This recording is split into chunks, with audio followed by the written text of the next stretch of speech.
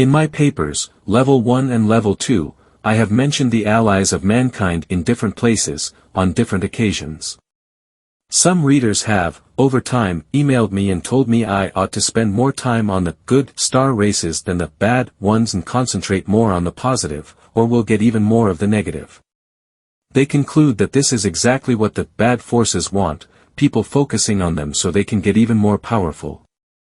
I understand where these people come from, and from one one-dimensional perspective, they are correct.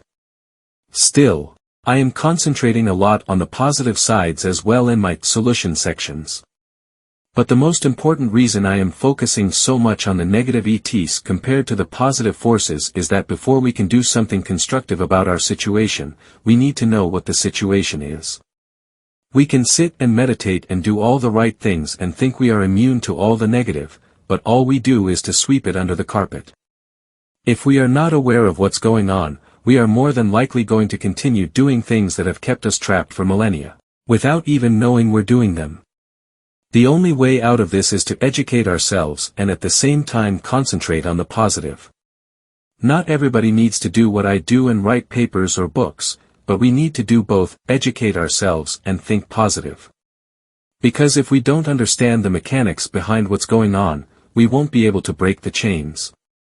When we talk about star races, we mostly hear about the negative ETs, because they are the ones who create trouble for us. So it's natural that these species get the most attention. The ones who mean us well and are 100% on our side don't land here and mingle with humans, at least not on a regular basis. Sometimes they come down and show themselves, but when doing so, they normally contact individual humans or small groups, and they do not interfere with our matters. The blue beings, Barbara Marciniak, for example, was contacted by the blue beings in the late 1970s, saying they were from the Pleiades. They later on became the Pleiadians, the same group Marciniak is still channeling today.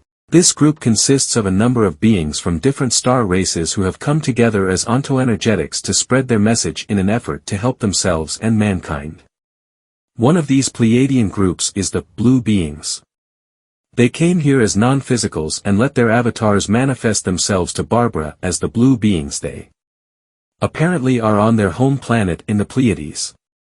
I consider the Pleiadians whom Marciniak is channeling being good ETs, although I know they wouldn't even be here, or bother with us, if it wasn't because they first of all are attempting to help themselves, and us second.